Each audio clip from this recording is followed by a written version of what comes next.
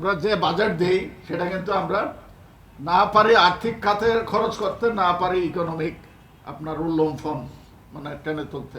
তো সেই দিক দিয়ে বিবেচনা করলে আমি বলবো যে খুব একটা খারাপ কিছু হয় নাই। যেটা দিয়েছেন সেটাও যে আমরা কাজে লাগাইতে পারবো এবং আমরা এন্ডিউস করতে পারবো সেটা আমার সন্দেহ আছে। তো আগামী 5 বছরে 20,000 কিলোমিটার নদী পুনঃখননের একটা টার্গেট আছে।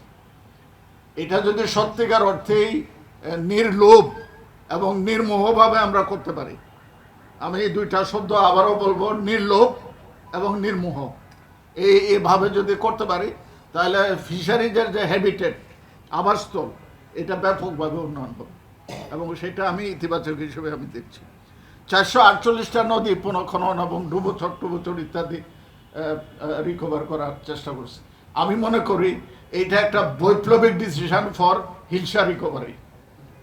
কারণ আপনার আমাদের আন্দারমানিক চ্যানেল, তারপরে চর মন্তাজের পাশে যে শাহবাজপুর চ্যানেল আছে বা ছোট যে চ্যানেলগুলো আছে সবগুলো কিন্তু চরে ভরে গেছে, ডুবোচরে ভরে গেছে।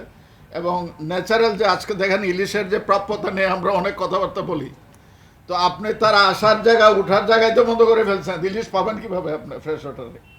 পাওয়ার তো কথা না, আরো কমে যাওয়ার কথা ছিল আমি মনে করি। তো এই ডুবোচর অপসারণ এবং নদীর ক্যাপিটাল ড্রেজিং, বিশেষ করে আন্দারমানিক চ্যানেল, শাহবাজপুর চ্যানেল, এই দুইটা চ্যানেলকে অবশ্যই ক্যাপিটাল ড্রেজিংয়ের আওতায় আনা উচিত। এবং এই বাজেটে যেহেতু একটা প্রক্ষেপণ আছে, আমার মনে হয় যে এটা যদি কাজে লাগানো যায় তাহলে আমাদের হিল রেস্টোরেশনে একটা বিরাট কাজ হবে।